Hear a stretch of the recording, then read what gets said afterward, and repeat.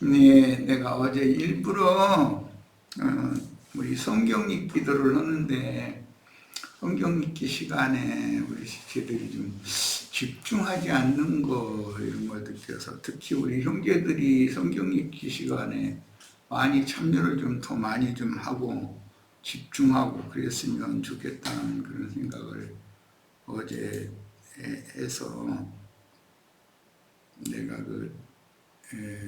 출애굽기는 성막에 관한 법이 나오고 열왕기에는 성전에 관한 법이 나오는데 성막법과 성전법이라고 하는 것이 왜 그렇게 나눠지는지도 뭐 그런 건 이제 나중에 집회 때 설명이 필요하고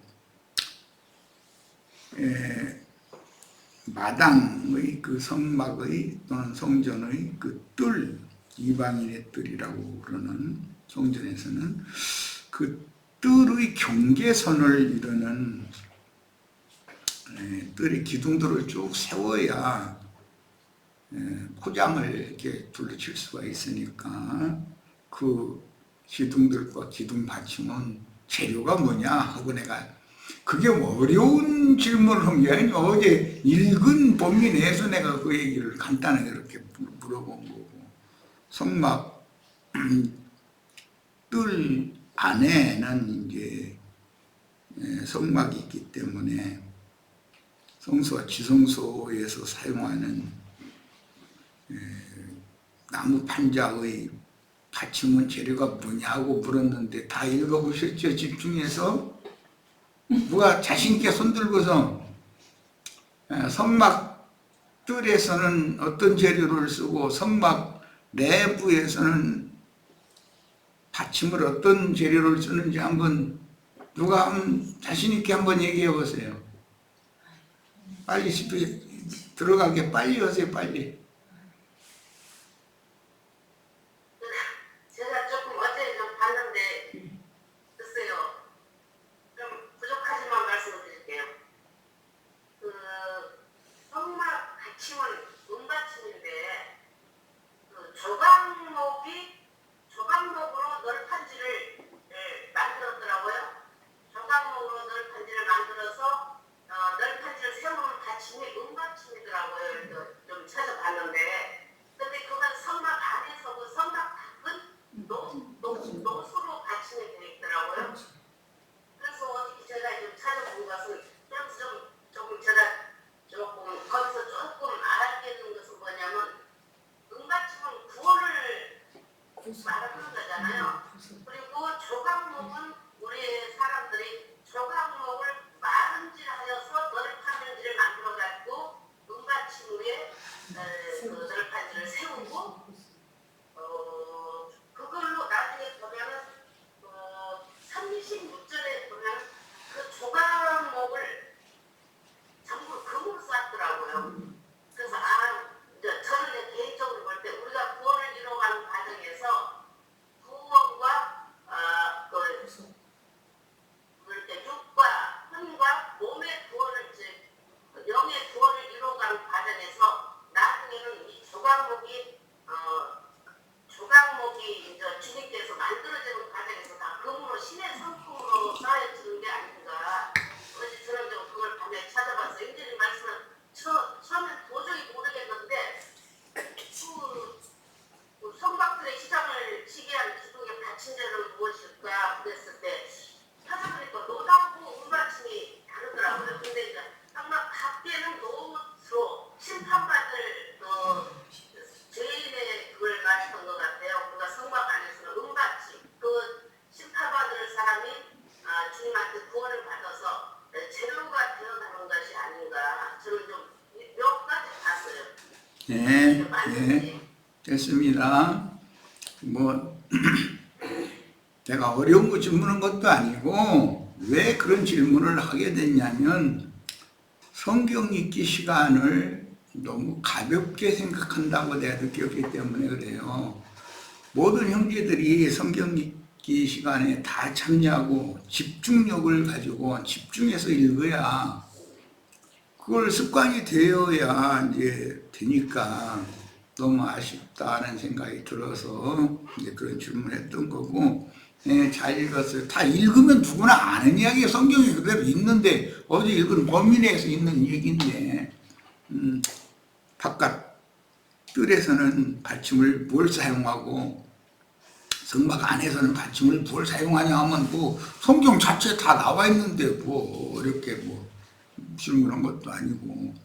자, 성경 읽기 시간을 귀하게 여기고 참여하시는 지체들도 아주 집중해서 성경을 읽는 것을 훈련을 꼭 하시기를 바라요.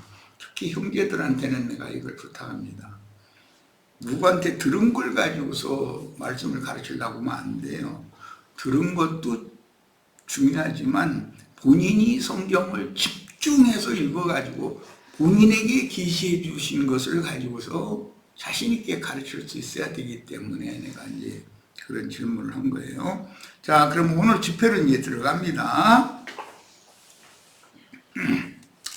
오늘은 집회 자료 7장 2번 자료의 다니엘서 엊그제 4장 15절 16절은 했는데 거기부터 소급해서 더 읽겠습니다.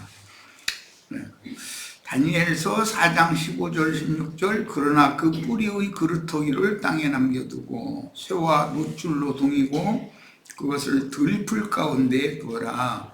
그것이 하늘 이슬에 젖고 땅의 풀 가운데에서 짐승과 더불어 제 몫을 얻으리라. 이런 말씀이 상당히 난해한 구절이죠. 큰 나무꾼은 느부갓네살 왕이고 그가 주변 국들을 정복하려는 침략자의 마음, 그게 짐승의 마음이라고 이제 다니엘서 내에서 설명이 되어 있어요. 그 짐승의 마음을 받아 수산성의 왕궁을 떠나 야전사령부에서 전쟁을 진두지휘하면서 이슬에 젖고 육적인 짐승인간들 중에서 짐승의 권위와 영광을 얻을 것이다 라는 뜻입니다. 또 그 마음은 변하여 사람 마음 같지 않고 짐승의 마음을 받아 7배를 지내리라. 여기에서 계시록에 바다에서 올라온 짐승, 땅에서 올라온 짐승, 계시록 13장 얘기가 나온다라는 건 이미 말씀드렸어요. 자, 이제 다니엘 5장 20절로 21절 봅니다. 그가 마음이 높아지며, 이것은 다니엘의 후계자인 벨사살에게 다니엘이 당신의 선왕이 이런 이상과 계시를 통해서 하나님 앞에 가르침 받은 적이 있는데도 하나님 말씀에 순종하지 않았기 때문에 왕국의 주권이 왕에게 있는 게 아니고 사람에게 있는 게 아니고 하나님께 있다라는 것을 하나님이 친히 가르쳤습니다. 그걸 설명하는 내용 중에 나오는 말이에요. 그가 마음이 높아지며 뜻이 완악하여 교만을 행함으로 그의 왕위가 폐한 바 되며 그의 영광을 빼앗기고 사람 중에서 쫓겨나서 그의 마음이 들짐승의 마음과 같았다. 여기 이제 들짐승이라고 하는 것은 정복군의 그 정복국가의 대제국을 이루는 경우는 원래는 그 본국에서 병사를 일으켜서 전쟁을 시작하지만 점점 더 많은 여러 나라와 여러 민족을 정복하기 위해서는 전선에 나가 있는 사령관이 정복국가에서 용병을 돈을 주고 사는 방식으로 용병을 모병을 하고 지휘관만 본국의 그 군사 전문가가 그 지휘를 하는 그런 방식으로 전쟁 수행을 하는 거기 때문에 들짐승의 마음과 같았다. 이 말은 점령국에서 뽑은 용병 군대들의 마음과 같았다. 그런 말이에요. 또 들나귀와, 이건 들나귀라는 것은 그때 당시 전쟁을 할 때 말을 타고 전쟁을 하는 경우도 있었지만 아마 그쪽 지역은 나귀를 타고 이렇게 전쟁을 했던 것 같아요. 이게 그게 기마병이라고 그러죠. 정복군들을 말하는 거예요. 들나귀와 함께 점령지 야전사령부에서 들짐승처럼 오직 정복력에 사로잡혀서 왕이 살았다. 누부갓네살이라는 사람이 그러고 살았다는 거죠. 또 소처럼 풀을 먹으며 그랬는데 이것은 하나님의 백성들을 여기서는 이제 풀이라고 그 육체를 말하는 거예요. 하나님의 백성들이 육체에 떨어져 있기 때문에 그에게 넘겨줬는데 그거 잡아먹은 걸로 점령한 것을 그렇게 표현을 하는 거죠. 그 몸이 하늘 이슬에 젖으며 하늘 이슬에 젖는 것은 황궁을 놔두고 야전사령부에서 야전침대에서 잔다 이제 그런 말이죠. 지극히 높으신 하나님이 사람 나라를 다스리며 느부갓네살 왕이 다 이것은 내가 일으킨 것이고 내가 세운 것이 아니냐 하고 자긍심을 가했다는 그런데 하나님이 이방 큰 나라의 제국의 황제도 하나님이 세울 때는 세우고 패할 때는 패한다. 그런데 그렇게 쉽게 폐위되기 전에 이렇게 하나님 뭔가 꿈을 꾸게라도 하셔서 그걸 깨닫게 해서 가르친다. 그런데 거기 불순종했기 때문에 그냥 이렇게 폐위된 거다. 이제 그걸 설명하는 말이에요. 벨사살에게 느부갓네살의 후계자에게 지금 설명하는 말이에요. 이런 말은 이방인들에게 하신 말씀이지만 교회 중에서 우리들도 당연히 받아야 되는 것이죠. 나 자신도 개인의 가정도 그 사회도 어떤 나라도 전 세계도 하나님이 다스리는 거예요. 뭐 최근에는 뭐 러시아에는 그 푸틴이라는 사람이 또 그 용나라에서는 그 아저씨 이름이 뭐 시진핑이 또 뭐 지금 미국에서는 지금 트럼프라는 사람이 이렇게 이제 지도자로 이제 그 용상에 이제 다 올랐는데 그런 것도 하나님이 어느 때는 누구를 세워서 쓰신다라는 것을 우리는 이제 믿어야지 이런 말씀을 통해서. 자, 거짓 선지자는 이게 이제 마태복음 7장 23절에 보면 불법을 행하는 자들이라고 되어 있죠. 그런데 율법 말씀을 크게 오해하여 율법을 주신 하나님의 의도와 달리 이방 군주도 그랬던 것처럼 주 안에 있다고 하지만 말씀을 받아서 그 말씀의 계시에 따라서 자기 백성을 가르치고 양육하고 보호를 해야 될 책임을 맡은 선지자들이 왜 불법을 행하게 되는가? 이것은 그에게 맡긴 사명, 그에게 맡긴 권위를 오남용하게 된 사람이 변질되기 때문이다 그 말이에요. 쉽게 말해서. 그래서 하나님의 의도와 달리 본능으로 아는 성경 교리들로 교인들을 가르치는 교권 잡은 자들을 의미하는데 그들은 하나님의 이름을 성도의 이마에 기록해 주는 증인들과 달리 이 세상신 곧 크고 붉은 용 마귀의 이름을 교인들에게 세뇌하여 짐승의 마음을 받아 멸망의 자식들이 되게 한다. 이게 불법을 행하는 자들이 하는 짓이다. 사람들에게 천국 복음을 전파하여 메시아의 왕국으로 인도할 때 좁은 문과 협착한 길로 인도하지 않고 넓은 문과 넓은 길로 사람들을 인도하는 거짓 제자들이요. 가룟 유다가 이제 예수님 때는 대표였죠. 제자들 중에 하나는 마귀라고 예수님이 처음부터 그렇게 말씀하셨죠. 그들을 가인의 길에 행하는 자들이라고 한다. 그들은 불법을 행하는 자들이 하나님의 말씀이 하나님의 공법인데 하나님의 말씀을 계시로 받는 게 아니라 도둑질을 하는 거예요. 훔쳐가지고 그걸 이용해서 장사를 해먹는 거예요. 그게 다 불법을 행하는 것이다. 세상 나라에서도 법을 다루는 공권력을 가진 자들이 오히려 그 법을 오남용하면 어떤 국민들을 이렇게 학대하고 압제하고 착취하고 하는데 오남용 될 수가 있는 것이잖아요. 이만큼 법을 오남용하는 자들은 그 많은 어떤 구원이와 직분을 오남용한다는 것이죠. 그건 사람이 변질되기 때문이다라는 거예요. 가룟 유다로 대표되는 가인의 일에 행하는 자들을 니골라당 발람들이라고도 하는데, 거짓 선지자들은 많은 물 위안된 큰 음료 일곱 머리들이요 땅에서 올라오는 짐승들이라고 하며, 그들은 선주들이며 말씀을 상품으로 팔아서 시부하는 상고들이라고 합니다. 그런데 이 말씀을, 계시로 받은 말씀을 그대로 전하는 것이 아니라 여기에 사람의 교리를 조금씩 섞는다는 거예요. 그게 이것은 누룩을 섞는다 이렇게 표현을 하는데, 누룩이 가루보다 더 많은 일은 없이 조금 섞는데도 동물을 어떤 물보다 동물이 더 많은 경우는 없죠. 한 방울 떨어뜨렸는데 그게 사람을 죽인다는 것이죠. 누적되면.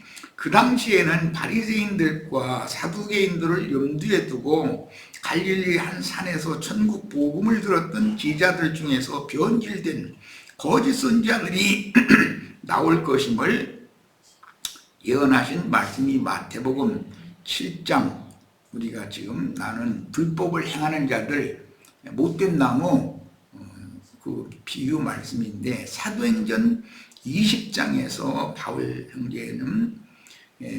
형제님께서는 교회의 장로, 감독자들 중에서 포악한 이리들이 나와서 양떼를 아끼지 않고 해칠 것이다 라고 그렇게 설명을 했어요.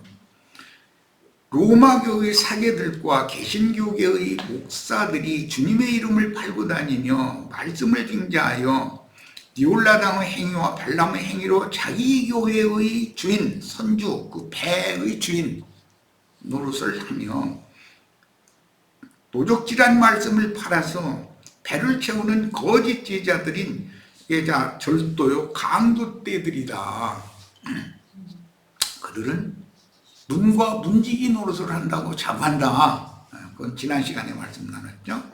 자, 거짓 선지자들인 거짓 지지자들은 가라지들이며 사단의 사자들인데, 광명의 천사를 가장하여 많은 사람에게 귀를 긁어주는 감은 이설로, 그러니까 하나님의 말씀을 그 말씀의 흐름에 따라서 이렇게 가르치는 것이 아니고, 하나님의 어떤 말씀이 한 구절이나 두 구절을 읽어놓고 나서는 그걸로 1시간 설교를 때우는 거예요. 그러다 보니까 사람의 교훈이 거기에 슬쩍슬쩍 조금씩 이렇게 들어간다는 거죠. 많이 들어가는 건 아닌데도, 그런데도 사람들이 혼탁한 말씀으로 받아들이고 그 관념에 굳어버리면 이 사람을 새로 씻어내기가 쉽지 않다는 거예요.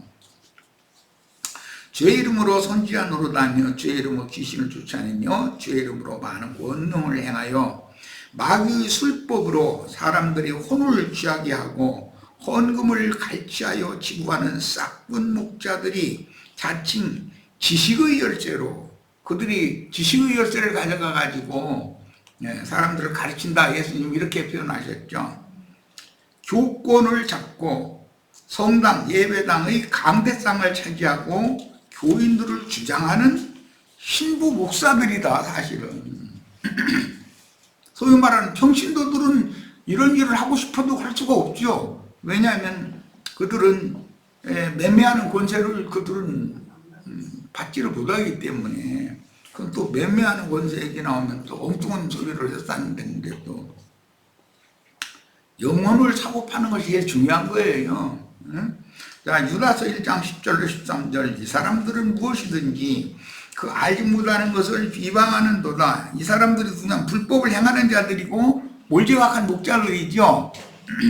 불없는 그분들이고 뭐 수치를 내뿜는 자들이다 그랬고, 또 그들은 이성 없는 짐승같이, 다니엘서에 나온 느부갓네살이 그랬던 것처럼 짐승같이 본능으로 아는 그것으로 멸망하느니라. 여기 본능으로 아는 이라는 말은 창세기에서는 선악을 알게 하는 나무 열매를 먹으면 이렇게 된다. 이게 못된 나무 열매를 따먹으면 이렇게 된다. 그런데 그 못된 나무 열매가 뭐냐? 세상 교기의 조직이나 교리를 말하는 거다.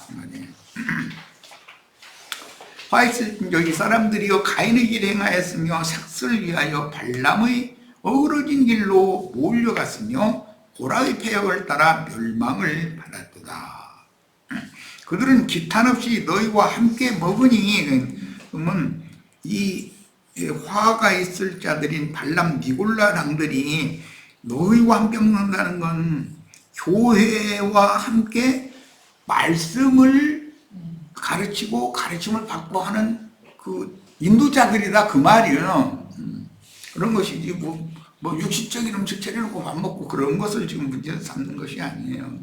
그런데 그들이 기탄 없이 너희와 함께 먹는 그 영적인 음식 속에 죽이는 독이 들어있다는 것을 지금 말하고자 하는 거예요. 너희 애찬의 암초요. 여기 암초라고 그랬는데 이제 교회를 배로 받기 때문에 배를 파손시키는 요인이 된다. 이제 그걸 지적하는 말이고, 중요한 건 이제 자기 몸만 기르는 목자요 이랬어요. 그런데 에베소서 4장 10절에 나오는 그 목사라는 단어나 여기 나오는 목자라는 단어가 똑같은 포임 같은 단어예요. 그런데 왜 에베소서에는 목사라고 해놓고 여기서는 목자라고 해놨는지 모르겠어. 자기 몸만 기르는 목사요. 여기도 똑같이 했으면 이 아이가 참 쉬울 텐데. 자기 몸만 기르는 자라는 것은 교회를 자기 교회라고 생각한다. 내가 이 교회 세웠다. 그러니까 나한테 퇴직금을 주는데 뭐 몇십억 이거 주는 건 이건 너무 조금 더 내라 해가지고 빠놓고 그러는 게 그게나 자기 몸을 기르는 자였기 때문에 그런 거 아니야. 우리는 그리스도의 몸을 세우는 사람들이지 어떤 목회자의 몸을 세우는 게 아니잖아. 그 다음에 바람에 불려가는 물 없는 구름이요. 구름이라는 것이 알고 보면 어떤 목자를 말한 거라는 게 성경에 답이 나와 있죠. 그런데 창공 하늘에 떠다니는 구름 타고 예수님 올 거다 이렇게 또 이거 하니 도대체 이 사람들이 성경을 안 읽는 게 아니라 다 그들도 성경을 똑같이 읽는데 어쩌면 해석을 그렇게 저 하고 싶은 대로 하는지 난 그걸 모르겠어요. 죽고 또 죽어. 이건 창세기에서 인용한 말이라는 걸 여러 번 말씀드렸죠. 창세기에서는 선악을 알게 하는 나무 열매를 따먹는 나라는 데가 정령 죽으리라 그랬는데 그게 죽는다는 말이 반복된 말이 무트라고 하는 용어가 이것은 육신이 몸만 죽는 것이 아니라 영혼도 죽는다 그런 말이죠. 뿌리까지 뽑힌 열매 없는 가을나무요. 이게 추수 때가 됐는데 뭐 추수할 것이 없다라는 말이니까 그런 사람들은 자기네들이 뭐 또 허망한 꿈을 꾸면서 뭔 얘기를 하냐면 이 세상에서 그런 부귀영화 다 누리고 나서 천당이라는 데를 자기가 가면 영광이 멸류관도 지가 받아 쓴다고 또 그래가면서 막 금멸류관이라 해서 금이 금멸류관 무게를 풀으니까 뭐 몇 킬로그램이 나가고 그래서 하는데 나는 오죽하면 그래서 해서 나는 그런 관 쓰고 있으라고 해도 난 싫다고. 아니 군대 생활할 때 그 비상 걸리면 투구를 써보면 고개가 나는 기운이 없어 이렇게 옆으로 물려가지고 그런데 영혼처럼 몇 킬로 나가는 것을 영원히 그거 쓰고 앉았으면 사람 죽을 일이지 누가 그걸 쓰고 있다고 몇 킬로 나가느니 많이 그래가면서 그러는 걸 보면 이야 참 배웠다는 사람들이 어떻게 저렇게 몰상식할까 막 그 생각이 들어. 그 다음에 주님께서 구름을 타고 오실 것이라는 예언을 하셨는데 구름이란 말씀을 맡은 증인들인 현세에 주님께서 쓰시는 목자들을 빗대신 말씀이지 물질계의 궁창 하늘을 떠돌다가 소멸되는 물질적인 구름이 아니라, 이 얘기는 뭐 내가 여러 번 했으니까 더 이상 하고 싶지도 않아요. 자, 창세기 2장 17절 반드시 죽으리라 라고 할 때 이게 무트 같은 용어를 히브리어는 반복하면 강조형이다. 죽고 또 죽는다. 이렇게 번역을 한다는 거예요. 자, 13절 자기의 수치의 거품을 뿜는 바다에 거친 물결이요 이랬는데, 그 사람들 흥분해가지고 막 자기 성공한 이야기, 자기 아들 딸 잘 되는 이야기, 뭐 자기 마누라 이쁜 이야기 막 감대상에서 막 양쪽에서 침이 거품이 막 일어나긴 하더만 어떻게 그런 모습을 그대로 이렇게 표현을 해놨는지 모르겠어. 사실은 그게 자기는 그걸 자랑이라고 하지만 그게 하나님 앞에는 수치거리라는 거 아니에요. 똑같이 성경 읽는데 그게 해석이 안 돼? 제 마누라 이쁘다고는 않고 그냥 어디다 내놔 빠지지는 않아. 꼭 그런다니까. 말을 어떻게 이렇게 돌려서 자르나 모르겠어. 우리 자매님들 다 어디다 내놔도 빠질 자매님 하나도 없어. 내가 보니까 누구는 빠져? 영원히 깜깜한 흑암으로 돌아갈 유리하는 별들이다. 별들도 하늘에 거하는 자들이 되면 별들이죠. 해달 별 얘기, 요새 꿈 얘기 나오니까. 해를 입은 하늘의 한 이적의 여자의 자랑이 멸류관이 그 12별을 썼다고, 별의 멸류관을 썼다고 그랬어요. 우리 형제 자매님들은 서로의 멸류관들이 되는 거예요. 자, 유다서 1장 16절로 19절 이 사람들은 원망하는 자며 불만을 토하는 자며 그 정욕대로 행하는 자라 그 입으로 자랑하는 말을 하며, 여기 앞에서는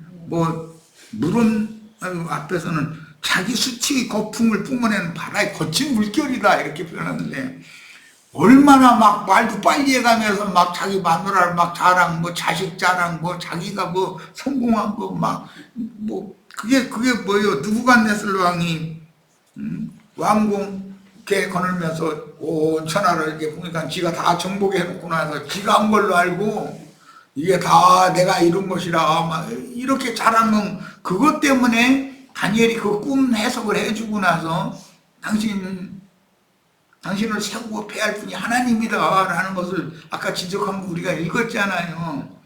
그런데 오늘날 소위 큰 예배당 목사라는 사람들이 이런 거 하나도 몰라. 그 입으로 자랑하는 말을 하며 거기다 대고 자기 자랑을 해가면서 이익을 위하여는 저건데 나 이게 정말 어떻게 그 변질된 인간들의 하는 짓거리를 이렇게 자세하게 설명을 해놨는지 모르겠어요. 말 잘하네 하나님같이 말 잘할까. 사랑하는 자들아, 너희는 우리 주 예수 그리스도의 사도들이 미리 한 말을 기억하라. 그들이 너희에게 말하기를 마지막 때에 자기의 경건하지 않은 정욕대로 행하여 조롱하는 자들이 있으리라 했는데, 누구를 조롱하여? 예수님을 조롱했었던 것처럼 그건 그 강도들이 그랬죠. 네가 하나님의 아들이었던 너도 십자가에서 내려가고 우리도 좀 내려놔봐라 막. 그러면서 이제 조롱을 했어요. 그러니까 이게 진리의 증인들을 마지막에 세상 교회 목사라는 자들이, 신부라는 자들이 이렇게 할 거라는 거예요. 네가 떠들었던 대로 지금 되는 거 아니지 않냐 해가면서 네 자신도 구원하지 십자가에서 내려오다면서 누구를 구원한다고 떠들어 이러면서 조롱했겠지 뭐. 이 사람들은 분열을 일으키는 자며, 그러니까 장로교파입니까? 무슨 침례교파입니까? 간이교파입니까? 하고 물어보면 그리스도의 몸을 나누는 분열을 일으키는 자들이잖아요. 육에 속한 자며 성령은 없는 자니라. 여기 육에 속한 자라는 거 이게 참 중요하죠. 우리는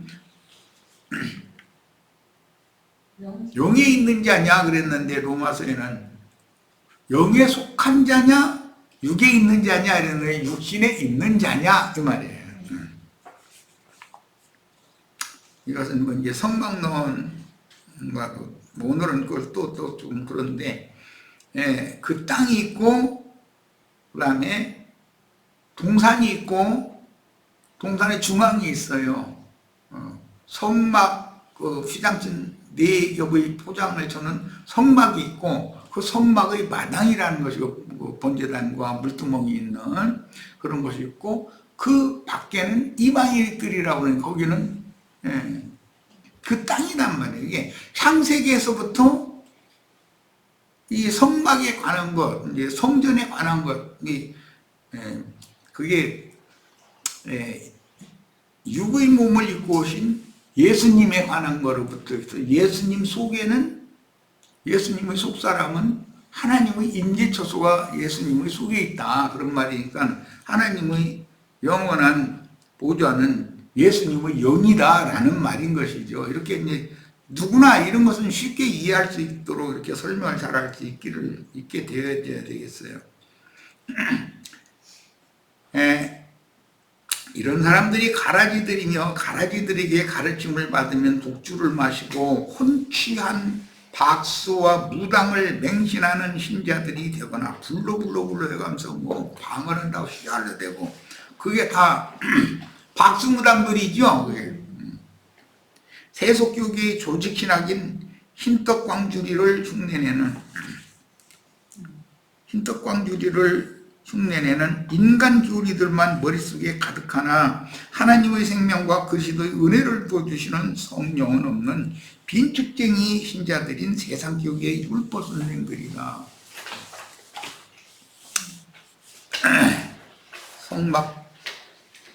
성막들의 기둥이나 받침을 노수로 만드는 것은 인자 예수는 반드시 저주를 짊어지고 심판받아야 된다라는 걸 상징하는 거예요. 그런데 그리스도 예수는 그분의 은혜로 구속받고 구속받은 사람이, 예수 그리스도의 은혜로 구속받은 사람이 실의 성품에 참여해서 하나님의 영광에 이르는 것을 이렇게 그림을 보여주는 거예요. 계시록 이제 13장 11절로 18절, 시간이 벌써 이렇게 됐어요. 요거 그냥 읽고서 18절까지 읽겠습니다. 내가 보면 또 다른 짐승이 땅에서 올라오니 어린 양같이 두 뿔이 있고, 이게 거짓 목자들이 흉내는 예수님처럼 낸다 이런 말이죠. 용처럼, 마른 용처럼 어린, 겉으로 볼 때는 양의 모습을 입었는데 속에는 이게 용이, 이게 그의 말로 양이신 예수님의 말을 하는 것이 아니라 그 예쁨 큰 용, 크고 붉은 용의 말을 이렇게 한다는 거예요. 그 다음에 그가 먼저 나온 짐승의 모든 권세를, 먼저 나온 짐승은 바다 짐승이죠.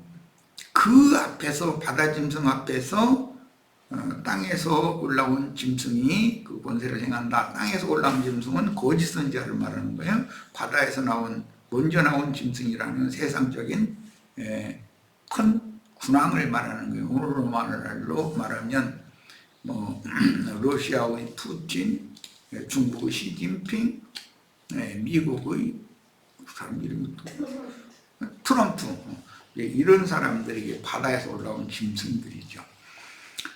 자, 그런데 로마교 교황이나 세상 교계, 기독교 계의 무슨 총회장 뭐 해가면서 이렇게 떠드는 그런 사람들은 또 땅에서 올라온 짐승들이죠.